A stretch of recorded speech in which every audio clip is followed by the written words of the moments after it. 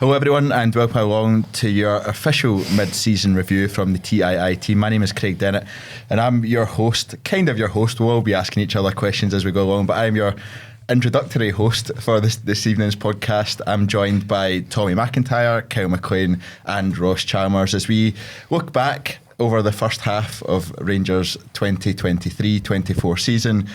To be honest, Tommy, it felt like a full season already. Just halfway through the season. There's a reason why the camera angle's like this, because you can't see my hair starting to rapidly thin when I think of it. So I can still see that, Tommy. So thanks for that. Yeah, much appreciated. Right, okay, cut. Kyle, it has felt like a long first half of the season. There's been so many ups and downs, twists and turns for Rangers.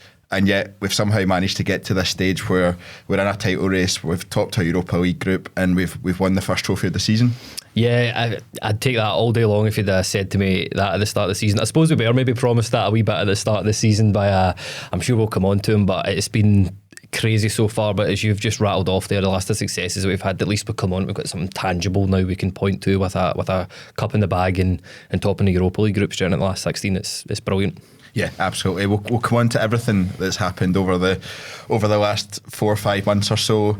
Ross, going all the way back to the start of the summer, we were promised a rebuild. We were promised a brand new team to get excited about. We were all very excited about it. We all did umpteen podcasts about who might be coming in and who the potential successes may be. Looking back on them now, somebody delete them. how deluded we might have been at that point in time, but it was going to be such a big summer for us, and I was filled with hope at that point when we saw lots of new signings coming in, and especially a new forward line. Yeah, I love how you start with me when it's the negative stuff. I just seem to always be the guy that's rolled out, and this is Ibrox to start with the negatives. Yeah, I mean, it was a big summer. I think Michael Beale, we're going to have to mention him throughout this quite a lot, that he did promise us a lot. Based on last season, I think there was some optimism in the support, probably a lot of optimism actually. We felt this was going to be a very good season for us. The signings started, a lot of money spent. Guys like Sam Lammers, Cyril Dessers, there was a lot of, again, optimism with those signings. It's a big fee for Rangers, you're thinking the quality. Michael Beale's speaking about how he's followed their career for so long.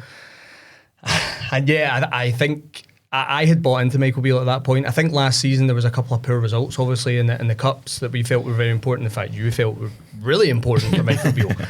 And he obviously fell over there. But I think based on that last Old Firm at Ibrox, we felt, okay, there's probably enough here to if we can kick on here, we can get a few signings, we've got a great chance. And yeah, it really didn't start that way, did it? With that first game at Rugby Park, it was a really, really poor result.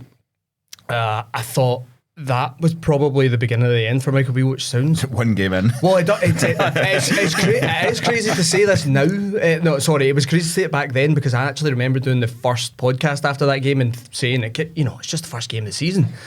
But really, that system that Michael Beale had worked on all summer, with that narrow, bringing in the Lammers and the Dessers, and he was going to play this narrow, it just didn't work.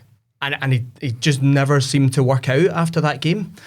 And I think, like I said, it was the beginning of the end for him. It was a pretty poor day, and ultimately we're sitting here now with a different manager. I don't let Craig fool you. I was sat next to him watching that Commander game, and he was Beale out that as well. So I was Beale out well before then, I think. I was definitely Beale out by that point. We should also face in for the listeners and the watchers, particularly the watchers, right? Not sure why we're all wearing black. Maybe as we get on to Philippe Clement, we'll all wear brighter clothes, right, or something like that. But also, it looks like a really odd interview process, because you two have notes, and myself and Craig have not particularly bothered to write down our notes. I know we know what we're talking about. Also, the last time we were in Podcast Studio Glasgow, I was in your chair. I don't know why I've been relegated to the back here. I don't know if it's an age thing. You've been switched around as well. I'm an old man, and this is very confusing for me. Yeah, we like to mix you're just Ross from now on, as far as I'm concerned. Right? It could be worse. Start talking negative. Right, let's go on to the negative stuff then. No, I'm kidding on. So we started off so well in that first game against Kilmarnock, as Ross put it. But just sticking on those signings, I guess, and we'll talk about them as we start to go through. We were all a bit concerned that we didn't have enough, or would we have enough to try and reach the Champions League, and we knew that was going to come round so quickly. In that sense, obviously, we came up against PSV in the end, who were a really difficult opponent, and actually we've seen so far this season how good a team they actually are. It's always really difficult to. I think they're unbeaten. I think they're still unbeaten. May have actually won every game. I think they're still unbeaten in the so, domestic league at this stage. They obviously struggled a bit in the Champions League group stage, which just shows again the level that comes to. But PSV, you never quite know what level of team you're going to play. We put them out last season. You're thinking, right, we've got a chance. Even at Ibrox, Ross, you and I were at that game. Some of the new signings were playing. Abdelassima was having it. Remember him that night? Yeah. He had the worst 43 minutes of player I've seen in a long time. And then he smashes it in top corner. I think everyone in Ibrox that night was like, he needs to come off at half time. And everyone's saying it to each other, and he smashed it in the top corner. You're like, I forget what I said. It's one of those moments. And he's kind of kicked on from there. But the Champions League it's always such a big thing at the start of the season, because you think, well, we need the money. Actually, the board it's been interesting the way the board have framed it all the time, because they actually frame the Champions League money would be nice, but we don't necessarily need it. I think they tend to budget based on Europa League qualification. Seems to be where they go, but it's still. Well, you budget 3 times. You budget for no European income. You budget for standard as in Europa League, and then your stretch target would be Champions League. So you budget 3 times. I get that, but they've just been through a full transfer window where they've bought 11 players and they've spent umpteen amounts of money. So they've got to, I guess, you go for the mean, and if you overachieve, then what I'm just pointing out is you kind of bracket it. I mean, the club have always been very clear as well, not walking past the fact that there was boardroom transformation in the summer as well. They've always been very clear that when it comes to transfers, it's on a relative case by case basis. If a case can be made, then there's relative budget. I'm not saying that make a case for a £50 million signing and they're going to find the budget down the back of the couch or anything like that, but I'm just pointing out that the club do budget on 3 different criteria, which is, okay, that's the worst case scenario, nothing works. This is your mean, if you like, and then that would be the stretch. But it doesn't naturally play into, right, well, there's a defined pot of money when it comes to transfer. The old people of a certain age will get this, where it used to always be the headline, such and such has got a war chest of X amount. Right, okay, what type of war are we fighting, right? But there's a war chest there. That's what I'm just pointing out. Yeah, I think amongst the fans, though, the comparison is always, well, Celtic are automatically qualified. We need to try and keep pace with them, because we've always seen, especially for the last period, that we are trying to catch up with them in terms of finances. We're trying to catch up with them in terms of how much we can spend on players, how much we can spend on wages, because that, I guess, amongst fans is seen as a bit of a barometer as to, well, if we are spending the same amount on wages, we're spending the same amount on players, we should be able to compete with them, and that's kind of where fans see it. Heading into the Champions League, Kyle, I'll come to you for this one. Heading into the Champions League, how optimistic were you about that, about getting past PSV? We obviously saw in the second leg their real quality and where our deficiencies were at that stage, but how optimistic were you kind of heading into that? A nice straightforward one there, Craig, but honestly pretty optimistic. I think anybody that says they weren't is not telling the full truth there, partly because we'd beaten them. Quickly deleting all my tweets. I think it was a few, but just on this sort of the wave of good feeling that we had with Beale being the manager. I mean, he certainly talked the talk. I mean, every one of these transfers that he brought in, that was his first choice transfer in that position. The Cifuentes one, I felt like I was talking about 4 months in the build up to that, but I don't know, you just really thought that team was going to do something. We never really seen it in pre-season, but back to your question, I was pretty confident that we would get into the Champions League, to be honest with you. That, I mean, obviously we couldn't predict what PSV were going to go on to do this season and have such a good season, but I mean, the gulf in class in that second game was terrifying, I think, to be fair to say. But yeah, I thought we'd beat them, but we didn't.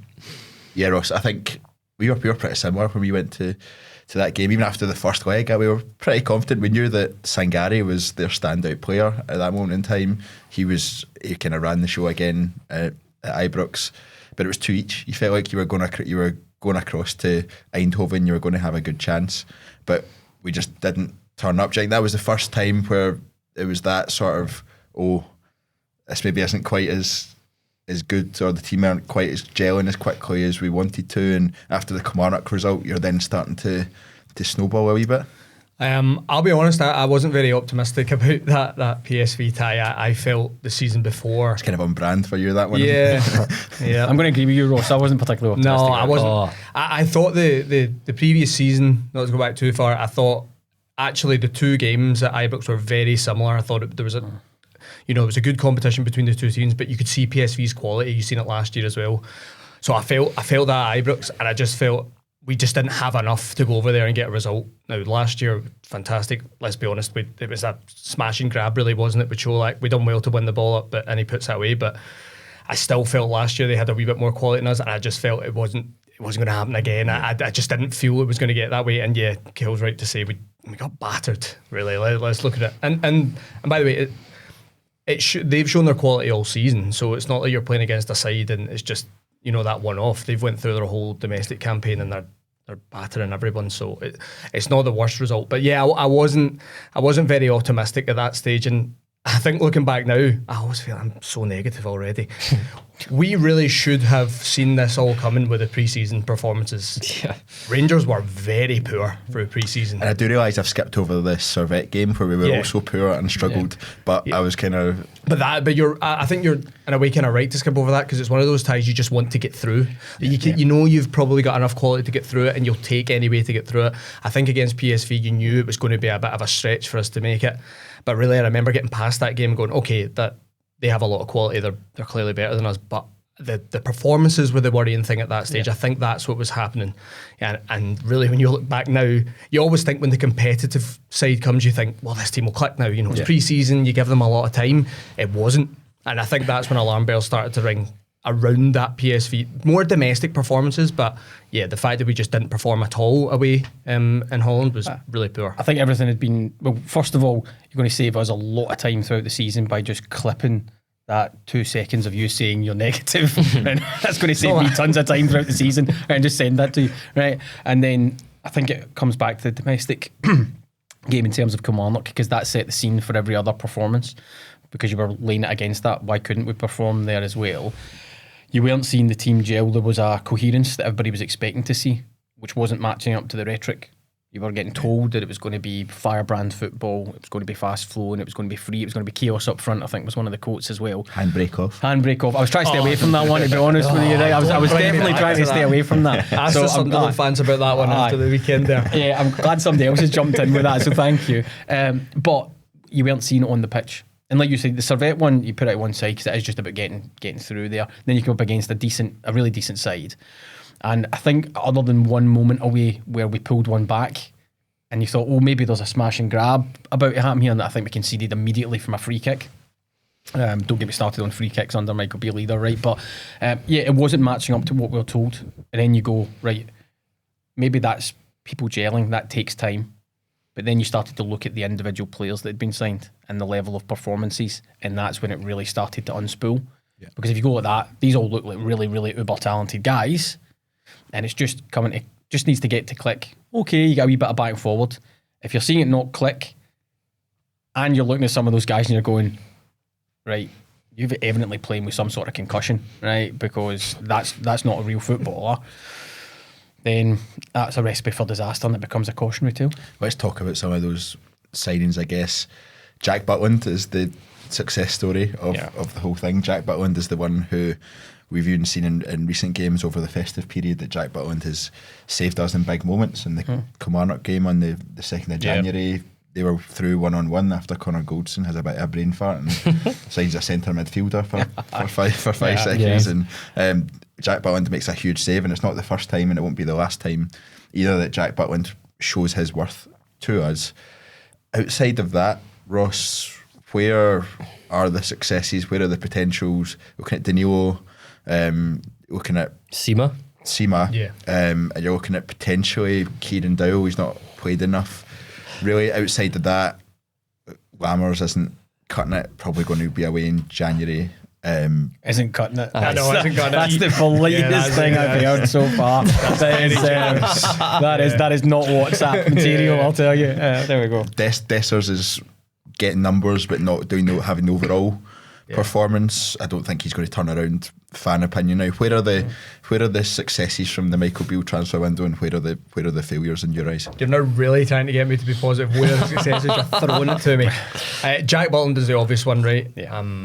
He's came in, and we know as Rangers fans how important that number 1 jersey is, and he's grabbed it, hasn't he? Really, he's really filled that shirt. Pulled off a lot of big saves in the European games, actually, through those ties. He was making big saves, so he's definitely one for me. Abdallah Sima is the other one. Kale's right there, I agree with him. I think he struggled at the start, Sima. I think he is quite raw. Sometimes you look at him and think he's not got it all, he's not putting it all together yet. Do have to remember he's only 22, right? So it's still a guy trying to find his feet. But I knew Dad, in case you didn't know. I know that one's been repeated quite. I know. Yeah, he's also not ours yet. Yes. Yes. Is that a confidence thing? Or is that I'm just going to throw that. I'm just going to throw that in there. There we go. A little bit of positive balance. So regardless whether it's a parent or a loan, it's a successful signing. I think they are the only two you can really pick out as saying they've been successful so far. Danilo, his numbers, his return is actually... Are you putting Raskin and Cantwell outside of that because they were the season before? I'm putting them outside of that. Yeah, I'm putting them outside of that, yeah. Okay. Yeah, so... You not? Well, I'm just saying, if you're looking at his transfers, are you just putting those two aside? Have Cantwell and Raskin been tremendous successes? Probably not, yeah. I don't know. I think they would be. I think both got a trophy in a year. I think that's a success. Raskin and Cantwell have been pretty good. To be honest with you, I was more just looking at it for this summer. In terms fair enough. of who we signed. I don't want to take everyone. I'm sure. I'm just trying to beat you, Ross. I'm just trying to beat you. Yeah, I know. Danilo, like I was saying, he's got probably good return for the minutes he's played, but again, unfortunately, he's run into injuries and he's now out. It looks like he might be out for the season, unfortunately. So again, you can't put it down that it's a success. Dujon Sterling done very well lately, been brought into midfield. Not seen enough of him to say it's a success. Has he maybe shown in the last couple of months? He could be, yes, but he's not done enough for me. Kieran Dowell, again, injuries caught up with him. Again, when he's came in, looked good. There's most of them you have to say have been pretty poor, and I don't want to be the one that talks about Sam Lars and Cyril Dessers because I'll just get labelled with negative again. So I'm going to let Kyle. You've absolutely teed me up perfectly for that one. I'll say, like, the way I'm bracketing, Butland's been the success. I think there's still question marks over your guys like Cifuentes is a name that's not been mentioned. I've done so many pods on him. I still think there's a bit of a player in there. I know he's the jury's out with some of the Rangers support, but yeah, if we're talking about Sam Lammers, it was all so positive at the start. I remember the goal that he scored best against... player in pre-season. Oh yeah, phenomenal. And that's the last time I'll ever say Sam Lammers and phenomenal in the same sentence. But it all started so positively with was that a goal? Was it Newcastle he scored against, right? And I was thinking, right, here's this new way of football. We're going to play high press and high intensity, and Sam Lammers is going to be the man to lead the line throughout this season. But it's not translated into that at all. He gets into the positions. He either then can't control the ball, or he hits the ball straight at the goalkeeper, or he hits it 5 yards wide.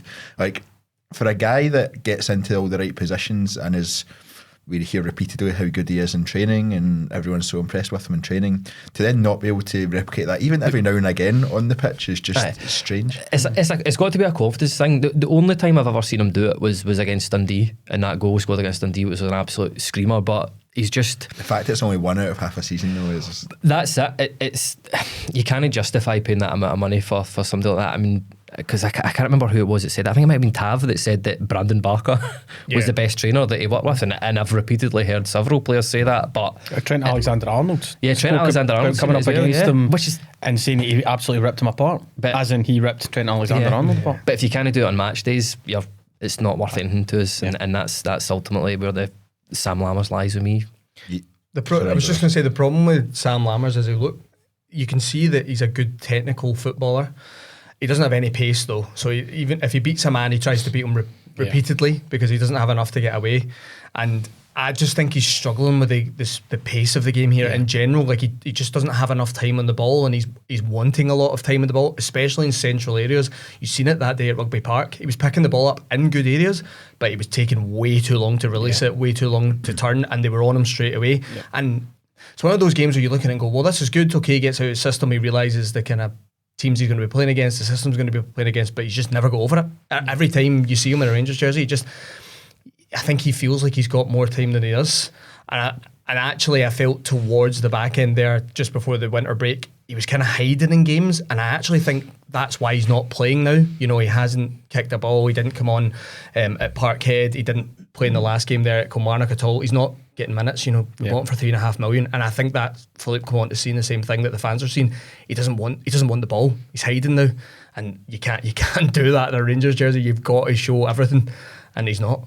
Yeah, we'll come on to some of the points in the season where I think the fans turned on various players and the fans turned on the manager. But Tommy, I think the first, and it was Sam Lammers was a prime culprit during this game, but the first point that the fans just went, right, this isn't working for Michael Beale was the Old Firm game at Ibrox. The Old Firm game at Ibrox was the point where Celtic were a really weak team. We could see they were a weak team. They had their third and fourth choice centre halves playing at Ibrox. We had the crowd behind us. Yes, we had the goal disallowed, the Kamar Roof goal disallowed, but we were effectively playing well up until we got to the edge of the 18-yard box, and then looked like we hadn't seen a football before.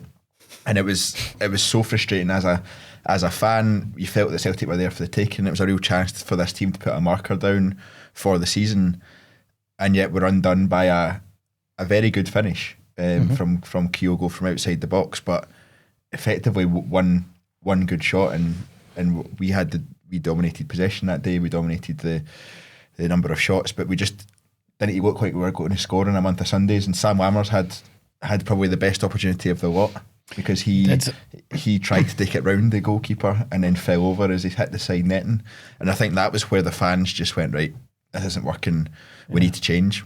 Obviously it was a bit of time before the board got to that stage, and it was a bit of time before all fans got on, but that was the first moment of the sort of the fans turning against Michael Beale that I definitely felt. I think that's fair, although I'd maybe take slightly different messages out of it, actually, in terms of Celtic still a team that know how to win. When they came to Ibrox, they still have that quality up top. You referenced Kyogo's finish there, right? So it's not as if they were going to be pushovers. I agree with you though. I think what really got under people's skin, in terms of, forget the players for a second, right? Because the guys have covered Sam Lammers. I don't feel that I need to man mark him as well, right? He's not going anywhere, right? So to speak. So, and other than they say, one of those things that he's not able to do is like a Cantwell. Cantwell can shield the ball and move it. Lammers wasn't even able to kind of do that, and I'm sure he'll go on to another club and he'll be okay, right? He's not a terribly bad technical footballer. It just definitely hasn't worked at Ibrox, and it never will. Jersey's way too weighty for him. But to go back, I think what really undid Michael Beale in the eyes of the supporters, particularly people like myself and all that, was we didn't go after them. It's not a case of, right, there was bad finishes, because that can happen anywhere with any player, right? We've seen it. Or we were a bit unlucky, because that can happen. It was, you saw their team sheet, you knew what they were playing in, you know, an untested centre-back pairing, etc. And we didn't even force the shape. We didn't go after them. We didn't try anything in-game. And you're thinking, hold on, we were supposed to be getting an absolutely fantastic coach who can read the game, who can change it in match, who really goes after that type of thing. Why aren't we doing any of this? And everybody's sitting watching that, and then Celtic take their chance with that fantastic finish. And you go, hold on, we haven't laid a glove on them here. And you know, that's what really got under people's skin. And as you say, unpicked the stitching of, right, there's confidence in this guy being able to work the team and work against opponents and come up with in-game answers to the questions that are posed by rivals. Yeah, it started to sound like a bit of a hollow, busted flush after that when he was talking about, it had been growing to that point, but after that when he was talking about flowing football and fast and attacking, you go, hold on, you had your chance. That was a big moment, and you absolutely didn't prepare the team, or they didn't carry out your instructions. Both are equally as bad sometimes, because you're going, if your team won't come with you, Ross, you look like you'll try to jump in. Do you not think that was remarkable though, based on the Old Firm at the back of last season, where Rangers came out that day and were flying and got a Celtic from the first whistle? And you could go, well, why don't you do it again? But then, does that show that Michael Beale wasn't able to instill that mentality into this team? Because let's say as is, there was nothing on that game last season, and Rangers came out flying. Yep. There was a lot on this game, a lot of pressure outside of just the title race. I remember turning up to Ibrox that day. I think we covered the game. We did. And we said that his job really is on the line here. It really is, because it's such a big game. Celtic are quite vulnerable at the moment, and we have to go and lay a marker. And it's just funny how football works. I think the same pressure that Michael Beale was under after the game, Brendan Rodgers would have been under the same thing. That's how thin a line it was at the time. But I think that just shows that Michael Beale was already under pressure at that point. He was. And his team came out and played like they were under pressure. It wasn't a team that we're going to say, okay, let's put everything to the back of our minds that's happened for this season. Let's go for it. You know, it's one game. Let's see if we can win this. Let's try and kickstart our season. The team didn't come out like that. The team sat deep. They let Celtic dominate the ball. It's the one thing Brendan Rodgers wants in his team is to dominate the ball from the back, and we let them do it. And they just found their way into the game, and they deserved to win that day. They absolutely did. We did not do enough to get a result that day. And I think that's the key point. So absolutely spot on there in terms of, not that you would ever agree or accept getting beaten in an old firm, but in terms of Michael Beale and the view that the fans had of him, if the team had come out and played really up front and pressurised the ball and went toe to toe and it just didn't work out that day, you go, okay, fair enough, we're seeing it, right, he's trying to get something. But they didn't. As you said, they sat back, we're pulling our head out in the gantry going, right, what's happening here, along with 50,000 other people pulling their head out, right, somebody had to come along and sweep that up. But and that was the unpicking of the stitch, and you go, listen, what you're saying in press conferences and what you're telling us doesn't match up to how your team's playing. The disconnect is quite apparent at this point, and you're on borrowed time. Yeah, absolutely. We'll go on to talk about the final moment, and Tommy, you and I were the ones on the gantry when it was the Aberdeen game. Am I the thread now? Am I the negative thread? Hold on a minute. Yep. Angel of Death in the gantry waving. Glad everyone's realising that. Yep. But Thanks for that, Ross. Kyle, it was kind of up and down. We weren't playing well, but we were still getting some results in the league. We dropped a couple of points here and there. Europa League was kind of bubbling along without anything impressive happening there. Really, 1-0 win over Betis, I guess, aside, because that was a really good one. But what was the point for you where you thought this isn't going to work? It's not going to recover. It's time for Michael Beale to head for the exit door.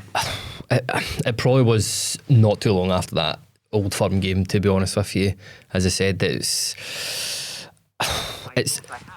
very rare that I leave Ibrox angry, and that day was angry. I was angry because that was a team that weren't fighting for their manager. That was a team that didn't believe in the system that we were playing. It was a team that I don't actually think knew what they were doing half the time in the nicest way possible. But yeah, you're probably looking at about that time to say Beale's got to go, because it was just, I've never experienced such a turn on a manager like that. But it's because of all the wee sound bites we were getting fed, and people could just start to see through it that this isn't happening.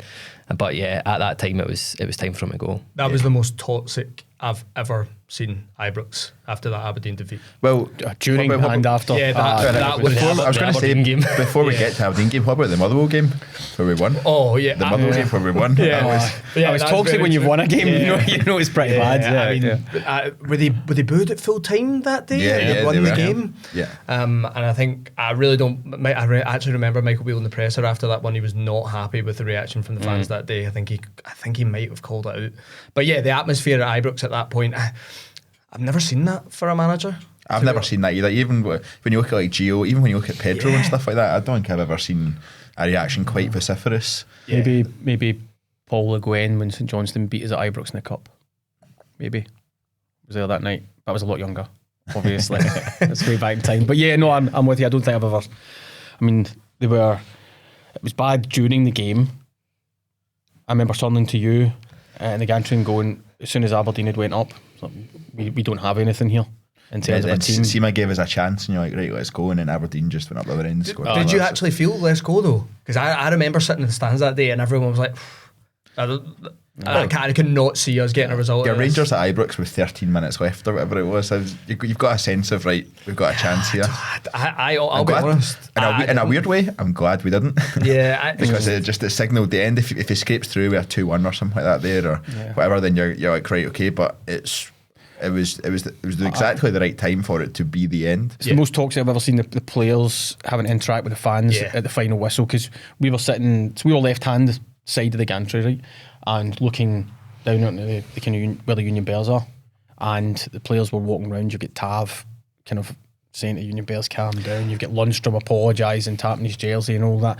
You've got Cyril Dessers just walking in a circle like a broken man. Yeah. He was the last man. I remember you saying he was the last man out, and he was the one that was getting the most abuse out of anyone. He was the last man walking round, and you're like, just get him off the pitch. I felt that was a failure of his teammates and his coaching staff. You don't let that guy be the last guy up the tunnel for people to take things out on. I think Lammers had disappeared. Ben Davies was called back by, I think Tav, I remember watching this, Tav has shouted on, I think it was Dujon Sterling or Rabbi Matondo, and said, get Ben Davies and get him to come back on, walk over to the fans. No, Davies went right up the tunnel. And he knew he was being shouted. I think Michael Beale disappeared as well. He knew, he must have known what was happening. It was absolutely toxic. You had some players trying to apologise to the fans, and then they disappeared, and you thought, the jig's completely up here. It's not getting repaired no matter what happens. That's it gone. We've obviously, Ross, we've had, especially when Gio left, we had a go at the board because we felt that they left it 2 or 3 weeks too late, and it meant that a couple of results fell by the wayside, and it just put us further behind than we had to be at that point. I felt they did it absolutely at the right time with Michael Beale, and they acted swiftly. Would you agree with that? Yeah, and I think it's proved to be the right decision because of where we are right now. We brought in Philippe Clement, and there's a title race on.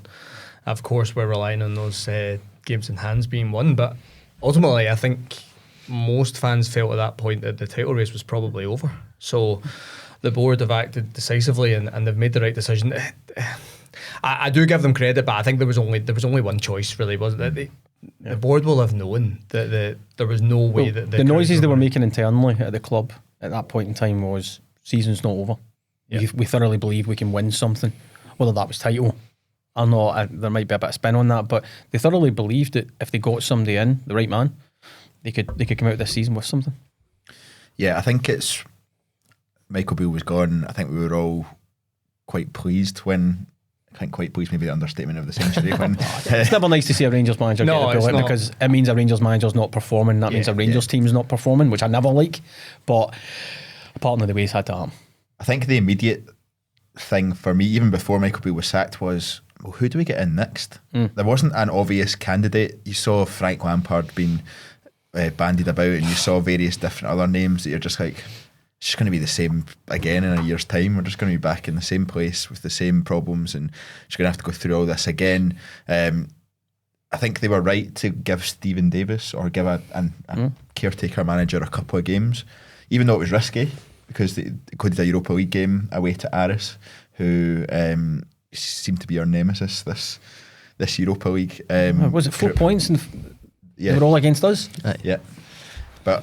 It's typical Rangers, isn't it? I was going to say, but then top the group. Yeah, we'll just go to Seville and we'll win this time. Yeah. So that's fine. Let's gloss over that. But yeah, so Stephen Davis was in charge of a couple of games there, and then started to get some noises that Philippe Clement was going to come in, previous Club Brugge manager, previous Monaco manager. Wasn't someone that was really on my radar at any point. Was it one that excited you, Kyle? Was it one that was it one that kind of came out of left field, do you think? And how did you feel about the other candidates that were there as well?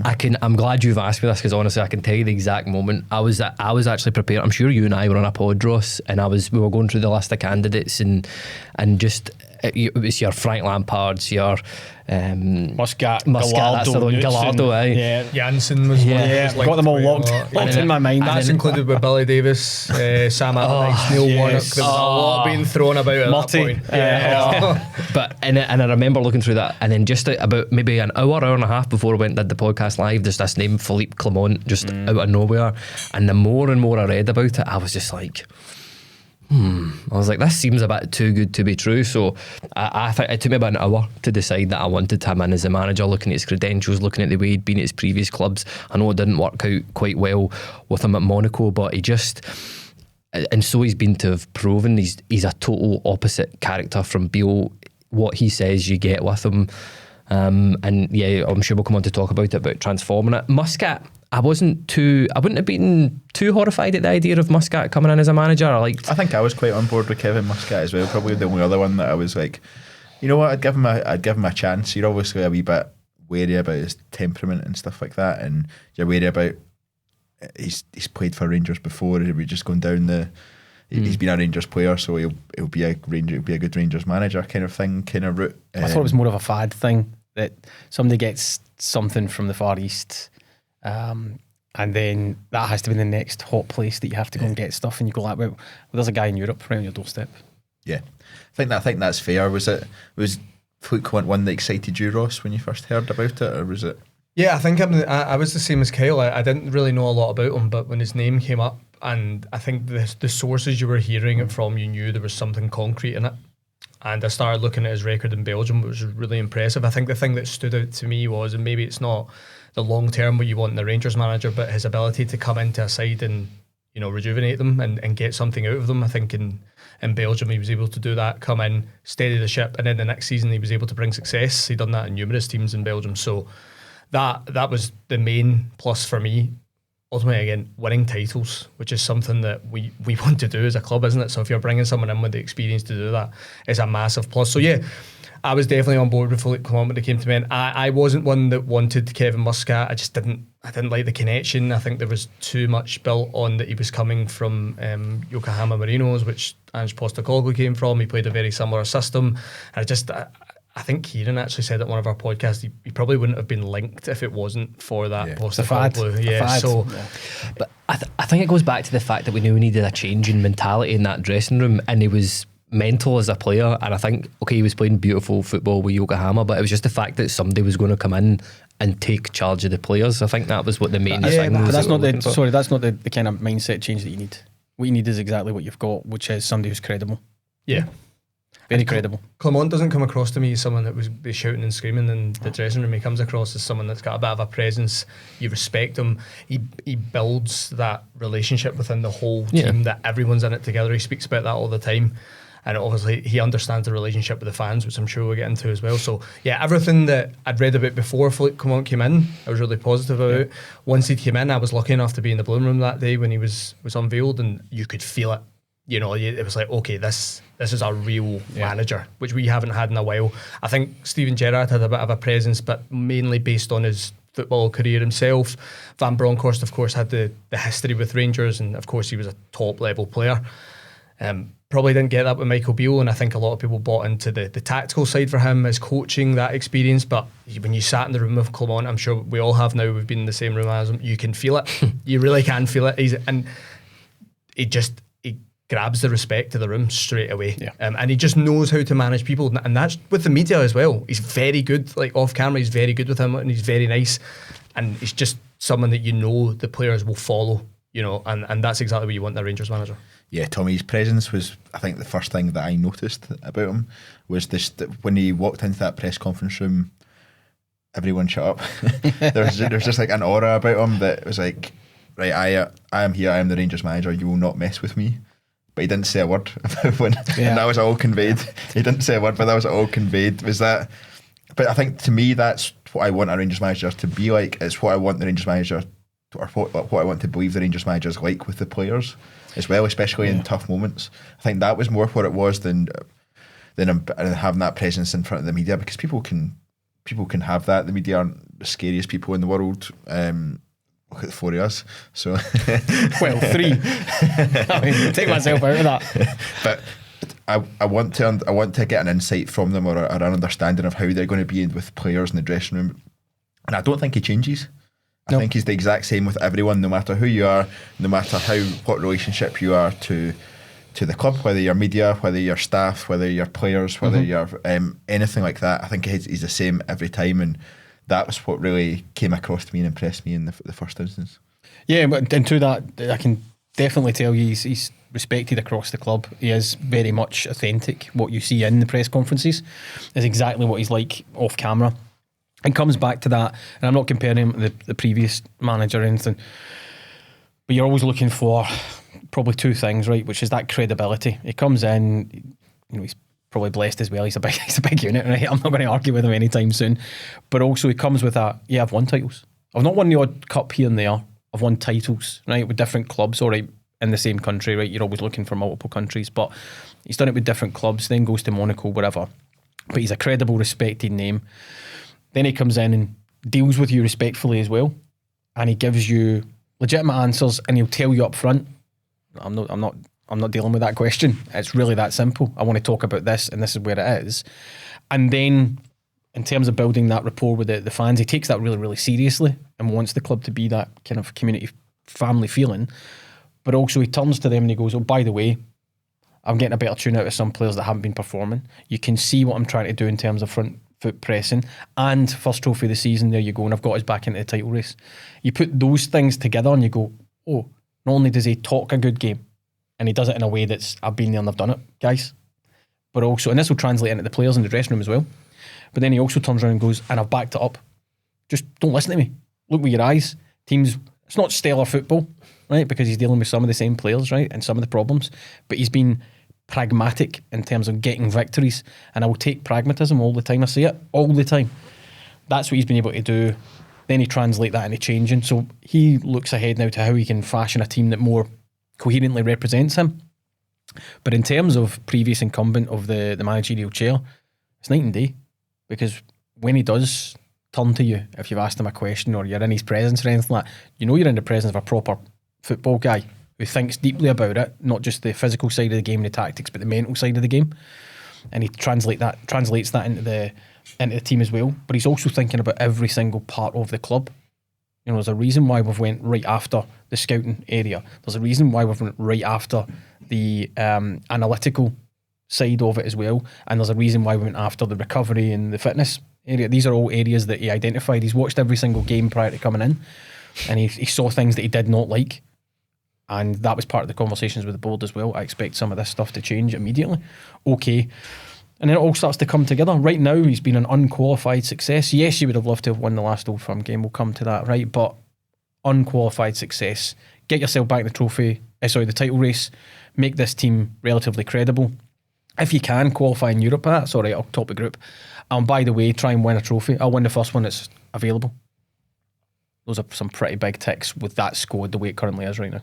Yeah, we'll come on to various points that you've raised there, Tommy. You kind of just blown the agenda as you normally do. He did it earlier. Kyle did it earlier, so I did it. I did it in a very clipped way, right? so that nobody can walk past me when we get to these points later on. Kyle, from your perspective though, Michael Beale, very early on, his post-match interviews, his pre-match press conferences were waffle. See what you really think, Craig. They were, and I think Sunderland fans are seeing that as well. Yeah. With what they're seeing early doors, but you always felt he didn't watch the same game that you watched as a fan. You always felt that he was not seeing the same things from the team that you were seeing as a fan. With Philippe Clement, that's completely different. How did you view that? How do you view that change in terms of, as Tommy said, bringing everyone on board early doors for Philippe Clement and actually just getting the belief with the fans and getting the fans behind the manager? Yeah, well, he's been very clever the way he's done it. Like, I think the one thing that you can respect from a Rangers manager above all else is honesty. And I think the things that he's said, it has translated to that on the pitch. I mean, he didn't come in and try and feed us a line. He's come in, he's been very matter of fact. You know, it's okay, I need to get the fans back on side. That was the big word, wasn't it? Synergy and getting them, talking about the playing style. Or I think he referred to some poor lateral passing in the early part of the season, and he said that'll change. It seems to have changed. As Tommy alluded to, things behind the back. I think it was very clever not immediately coming in and bringing his. I know Stephen van der Hayden's part of the backroom staff, but I mean the fact that we've got Alec Ray still in there. I mean that was one thing everybody was saying. Oh, we need a Rangers-minded person on the coaching staff. He's done that. I think he even had Stephen Davis in and around. Alec Ray went from one game sitting beside us in the gantry, talking nonsense, asking us to get my pie. That's the route to promotion. Obviously, sit next to this is Ibrox and then get into. We should have just been one seat further to the left. We would have made it. But it was very, and it was the speed at which he's done it as well. But I don't think that's a difficult thing. I just think so many of the players had lost belief in Beale. It must be not easy, but so positive when somebody comes in and is like, right, let's just take this back to basics. We'll just make it really simple, and has got everybody on board. And it was pretty scary how quickly he got everybody on board. Yeah, Ross, it was important that Philippe Clement came in. We went on a winning run. We just tried to, I guess, hang on to the coattails of Celtic, who were 8 points ahead at that point. Just keep ourselves in it as close as we can, get to the point we're at now, get to the winter break and take stock and see where we are. We've obviously made a lot of progress thanks to the consistency that's come from that.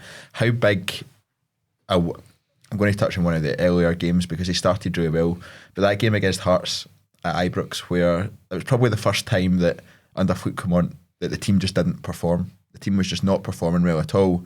Hearts were targeting Ridvan from the start, and they were finding joy.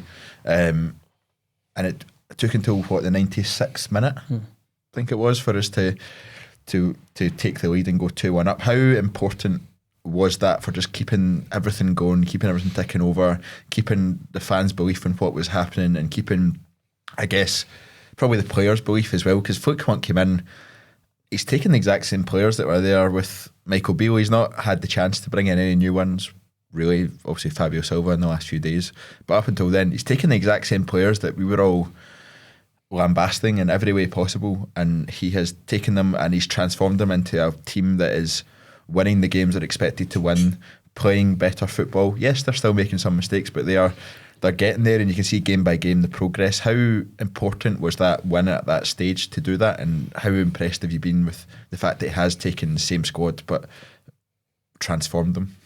Yeah, I'm impressed, but I'm not surprised based on the kind of research I'd done before he came in and that spell in Belgium. I actually think back to that Hearts game, and yeah, we didn't play well that day, but the team didn't give up.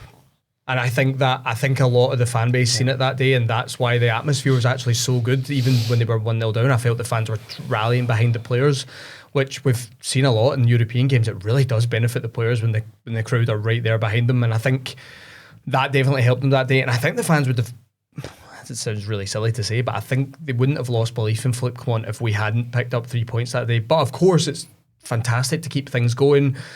Again, shows the relentlessness from him, that it's like we don't stop, we keep going, that we're going to try and grab the 3 points here regardless of how we're playing. And I think that was refreshing again, because we hadn't seen that under Michael Beale. The players looked lost against Aberdeen, that looked the complete opposite against Hearts when it was coming towards that back end of the game. So yeah, I don't think the fans overall would have lost belief, but of course it's important to just keep things going. I think we've seen that through when he's been asked in press conferences about a title race, he just bats it off. It's like, I'm not interested in that. I just want to get a team performing consistently. I'm sure Kyle will bring up the 4 pillars at some point that he's referenced. And that's what he's looking for. He's trying to build on those 4 pillars every single week, and I think he's done that. I know, of course, we've had a poor result towards the back end before the winter break, but overall he's had a fantastic start, and that's not winning every single game. But again, I come back to it, there's a team that you can buy into again.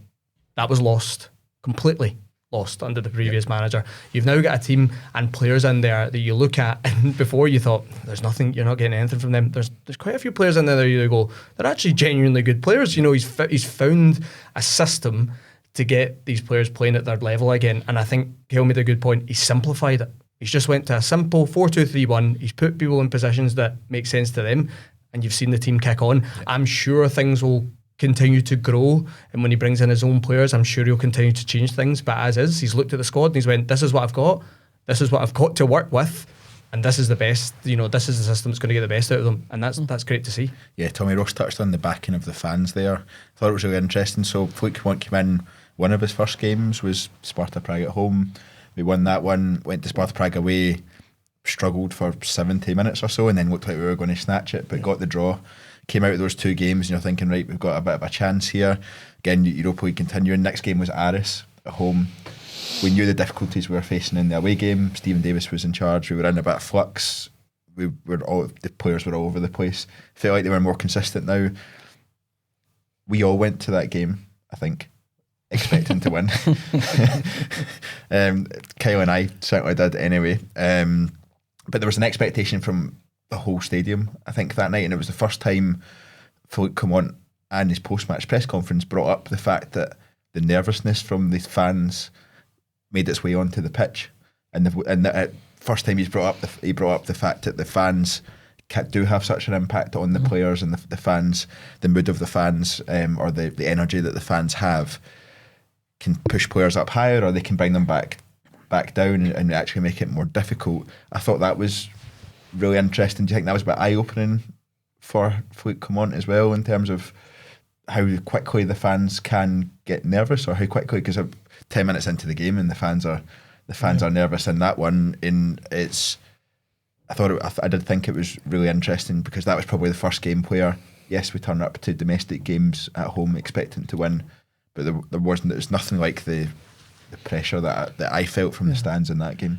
I don't think eye-opening for him. I think he'll have known about some of that, maybe first time feeling it in the stadium personally, but I think it's more a reflection of he's quite a canny operator, Philippe Clement. I think he got to the point where he knew that he had a good bedrock of understanding of the club and with the fan base, and he'd done enough to get confidence that he could call us out and start to do that and say, well, actually, I need you to come with this team as well, because that's what he naturally wants. And you know, the Rangers fans, like any fan base, you want a leader who's going to lead, who you can believe in, who's credible, and you go, right, that's who we're putting our trust in. And I think he'd got to the stage where he goes, right, I can actually turn around and go, right, if you want that to perform on the pitch and you want me to do my job, I need you to reflect on what you're doing in the stands. That's no bad thing. You know, we know sometimes the Ibrox atmosphere can be expectant. That can sometimes be a difficult place for Rangers players to play as well. So no, I certainly don't have any problem with it. And he wasn't doing it from a position of right, I need to throw somebody else, I need to throw something under the bus because it's not going well. And again, that's a canny operator. When it's pretty good feeling round about the club and with the fan base, put the challenges to people, right? So you know it's not he's just scattergun approaching and throwing players and all that under the bus. So yeah, I'm not an eye-opener. I think he knew what it was like. Like I said, he'd watched all the games, he had spoken to people who'd been at Ibrox and played at Ibrox and all that as well. So I don't think he was under any illusions about what it was like. So I actually quite like the fact that he's willing to call out the fan base in the right way. I like the fact he's willing to call out his players in the right way. We might talk about the Cantwell substitution at some point as well. I like the fact that he's willing to defend the club robustly, to speak directly, but also that means talking to us as well. And that goes back to, again, we've all been in the room with him. That's not just for the cameras. That's definitely exactly how he operates. Okay, let's talk about the Cantwell substitution then, since it's the same game. I'm on fire here. I'm just chucking in things to the agenda. Since it was the same game, let's talk about it. Todd Cantwell did not have a good start to that game. Nope. Todd Cantwell was messing about with the ball around the about 30 yards from goal. I could use so many words there, and I just went around messing about. Well done. Well done. Actually, yeah, I'm quite impressed with that. He's trying to bait me in here. Yeah, 100%. Someone press the Ross button. He's trying to really jump in. So Cantwell was caught on the ball. We'll go for 30, 40 yards out from the goal. Aris break up the pitch, and they go ahead. The atmosphere was toxic at that point. I think Cantwell felt that, and he struggled to recover from that. He was then taken off at 35 minutes around that. So it was in there somewhere. Yeah, around that period of time. Fans were expecting a substitution. They were expecting Sam Lammers to be taken off. They weren't expecting Todd Cantwell to be taken off. Todd Cantwell was taken off. It was clear there was no injury involved. What did you think about the manager's decision at that moment in time, and then how did you feel both the manager and the player have handled that since? So initially when that sub was made, not surprised, because I think I was at that game with you, Tommy. Yes, it was me. I was there again. What's going on here? Something went wrong. Tommy's the guy. It was the chill that night, but you. Is that why you were hugging me? That's it was the chill, right? That's exactly it. And but before that happened, Cantwell gave verbals to Clement. Like, there is no two ways about it. He did, and Clement was just, I'm not having that, and just hooked him because of it. Because you cannot have that if you're a manager. You cannot have a player, being open, back chatting you like that on the pitch. The way that they've both handled it since then has been fantastic, I think, because Clement could have come out and said, yeah, he spoke back to me, gave me some cheek, but he didn't do that. He just said, look, he wasn't doing what I was doing. I've put my arm around Cantwell, we've spoken to it about it, and then since then it's been amazing. He's totally got Cantwell on side. I think Cantwell even came out after that and said, I don't play in the right. Like, if I'm asked to play there, I'll play there, but I'm much better through the middle. The next game, I think we literally saw Cantwell starting through the middle, and it was like a totally different player. I mean, you've even seen him when he's been getting subbed off. He's having wee jokes with him since then now, and talking about him. So yeah, it was the right decision, and something that I don't think the previous manager would have done. And the fact that, Cantwell's been such a standout player for us, and for a good 8-9 months now, and to have the balls basically to hook one of your best players, although he wasn't having the best game at that time, it was a huge statement. I was going to pick up on that point because I don't think Cantwell's played particularly well for the past few months. Well, I was going to say the word stand out there. Nine kind of months, caught me. I think I said there. He had a good 6 months in the sort of 3 I'm months. with you, Kyle, don't worry. I know. I will come to you, Ross, and let you give your opinion. So I don't think Cantwell's stood up at all this season, really. Maybe the odd game here and there, but I don't think he's stood up at all this season to be counted. I don't think we've seen the best of him. Yes, part of that's down to the fact he's been put out right at times, but he's had plenty of games in the middle as well where he's either taken too long in the ball, he's looked like he's lacked confidence a wee bit, stuff he's tried hasn't come off, and I'm all for players trying stuff, but it needs to come off every now and again if you're going to keep trying it and make an impact there. You obviously think differently, so where do you think Cantwell's been a success so far this season? I don't want to bore everyone, but based on the data, he's the second most creative player in the league. I won't say who's top. We'll just leave it at that. But I think it's fair to say that maybe he's not delivering as many numbers that we would like from a player in that position. I think that's fair. I think as it stands is maybe 2 goals and 3 assists this season, which isn't great for a number 10. What I would say is, and you refer to it, he's been moved around quite a lot. And I think we all said at the beginning of the season under Michael Beale, you need to play him in the front line, really. We can't continue to move him. We're not getting the best out of him. Then Clement came in and he felt, well, I don't have anyone on the right. I'm going to have to play someone there on the right. And he chose Todd Cantwell. And he obviously realised that long term that just wasn't his long term position. He's then moved him back into a number 10 role. And I think you're starting to see more of a player there again. I think the game for me, why I'm probably defending Todd Cantwell a lot was the League Cup final. The second half, I really feel it was Todd Cantwell that pushed Rangers on that day. I thought he was the one that was trying his best to make something happen, driving with the ball, wee cute passes. I think there was one point where Aberdeen were breaking as well and he makes a last-ditch sliding tackle. I felt that was a real performance from Cantwell that day. Can he do things better? Can more of the things he tries come off? Yeah, of course. But I want a player in that position to take risks. If your player at number 10 can't take risks, you're not going to score goals. So maybe I'm a bit protective of him. I like him as a player. I like to watch him. I think when he picks up the ball, you always feel there's something that could happen. I don't think we have a lot of players like that. So I'm trying to enjoy Todd Cantwell. But I think it's fair to say there is more to come from him. I just don't think he's being as bad as maybe you think he has been. I didn't say bad, I just said could be better. Yeah, well, that's fair. I can agree. I can agree with that. I think we actually all agree in that through circumstances not maybe within his control, being moved about, shunted out right, etc. A little bit of dip in form as well. He's not produced the match changing moments that we all expect, and there's a level of expectancy on Todd Cantwell that maybe is unrealistic as well sometimes. Is there more to come from? Yes. Do we all want more from him? Yes, that's a positive. Do I think there's more in the tank from Todd Cantwell? Absolutely. And so that's maybe where we're all positioned. So there we go. I've mediated. I've brought us all together there. So that's probably where I sit as well in that. I think there's more to come from him in a match changer sort of scenario in that, right? Did he grab the game by the scruff of the neck? Did he have that big moment? I think that's what I'm looking for from Todd Cantwell. He needs that performance he had in the Old Firm at the end of last season, this season, doesn't he? That's fair. He needs that big moment to come this year. Chucking this in there, but if we have somebody better at finishing up front, Todd Cantwell's season looks a whole lot better this year. Yeah, I don't think anybody's going to dispute that particular point. Yeah, I think that's fair.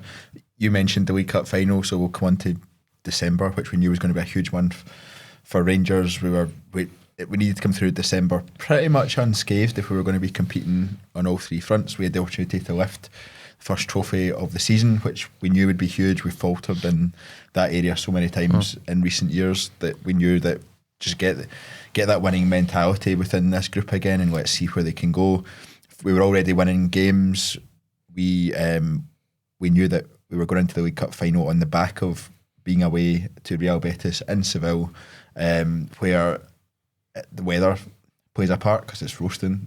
Real Betis hadn't lost a game. They were unbeaten at home for however long. I can't remember how long. I think they'd just drawn with Real Madrid 3 days before. Exactly. So yeah, tough place to go. Yeah. We'd been at Ibrox, but you knew how good a team you were coming up against. We put a poll on our Twitter feed saying if you could have one or the other, which one you going for? There was loads of discussion that week around, well, we need to rest players somehow.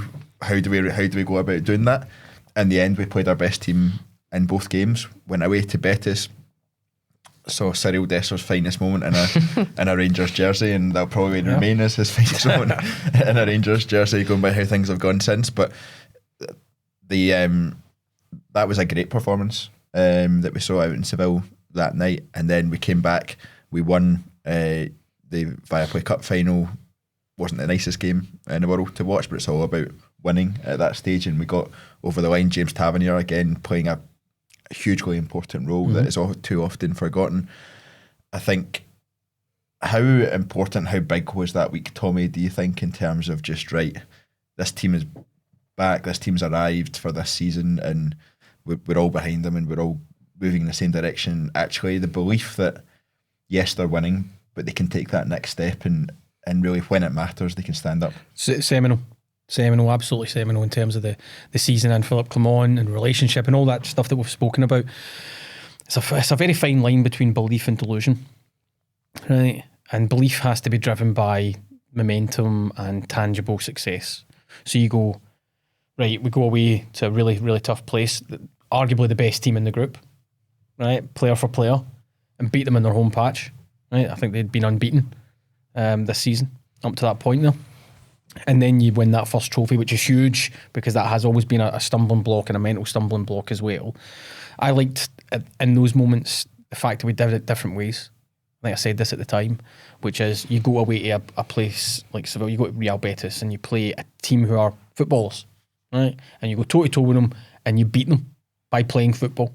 We didn't snatch and grab it, we went toe-to-toe with them, right? Then you come back and in a really pressurised, important cup final, you get down in the trenches next to industrial level hoof the ball football with Aberdeen, right? Because they didn't turn up to play football, they turned up to kick and rush, right?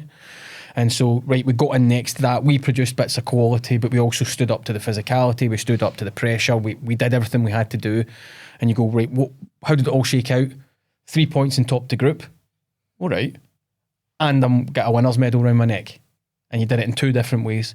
That's what I absolutely loved about the way Philippe Clement got that team to work and the way that the players did that as well. Because if you can win in those two environments, it bodes really, really well.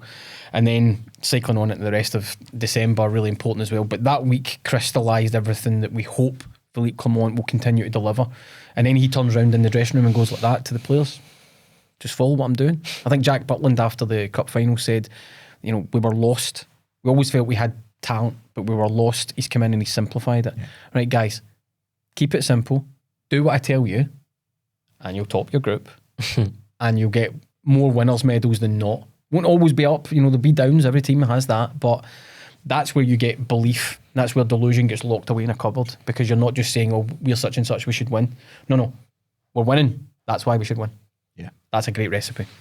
Kyle and I want both your opinion on this, but how, as fans, do you think that obviously there was various points in that Real Betis game where we were actually in the Conference League, we weren't even still in the Europa League, we were in the Conference League, and there's various points where we were on the edge of, do we qualify, do we not, and then all of a sudden you top the group, you skip the really difficult teams dropping out of the Champions League, you're into the last 16, technically you're through 3 ties from a final, 4 ties from a final. Jeez, hold on. I'm just stating facts here. The final is in Dublin, by the way, in case anyone doesn't know. I think everybody is aware of that particular point. You've done that, you've then went and you've lifted the first trophy of the year. As fans, how important was that and how much of a boost does that give going into the second half of the season? Are you asking me how important it was to beat Aberdeen in a cup final? Because it was very important. Yeah, we're not putting a poll out with that one. Yeah, no. In terms of our European campaign, the year before that was not an enjoyable year for Rangers supporters in Europe, and even some of the games and the results leading up to that away game in Betis, it hadn't been the best. I was waiting for that, you know, really good standout game, and it happened in that Betis game, as you said, the Dessers ways. I'm enjoying the Betis, by the way. Yeah, I'm not sure about that. Is that? No, I'm not sure I'm buying that. Betis. You're a Club Brugge guy. Club Brugge.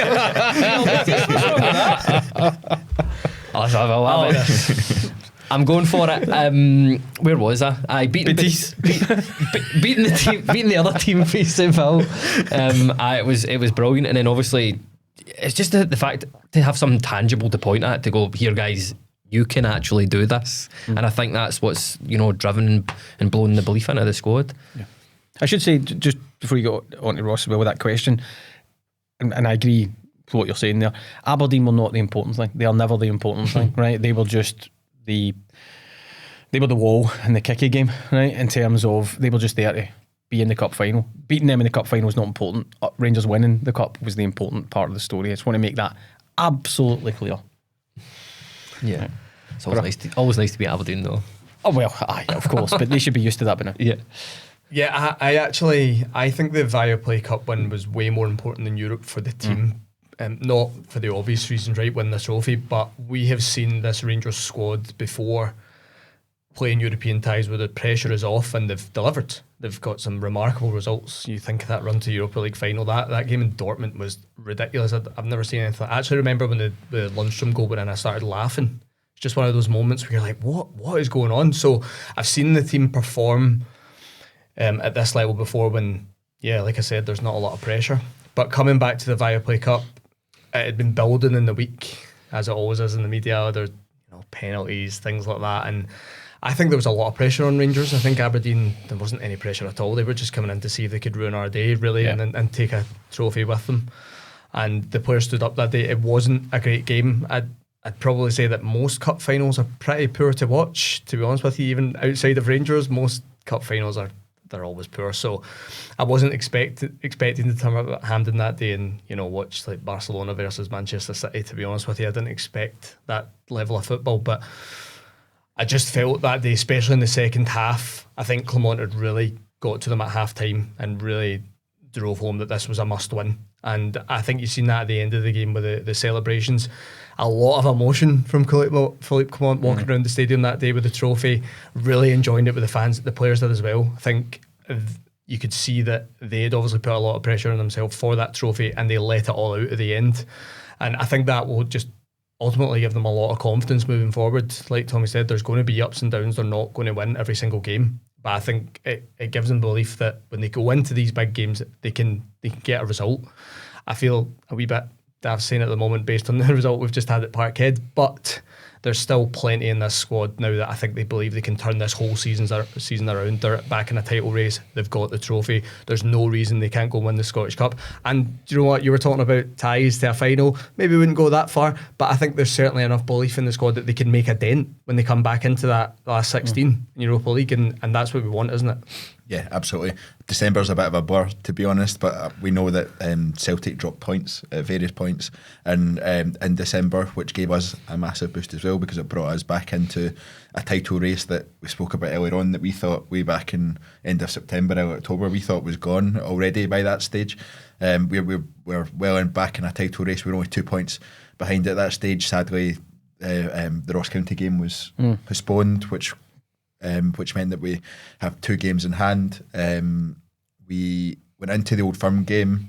We all watched the Old Firm game together. I think we were all quietly confident heading into that one. We put in a good challenge, and we had our fair share of chance to win that. It's always difficult when you're going away from home. You've got no fans in the stadium.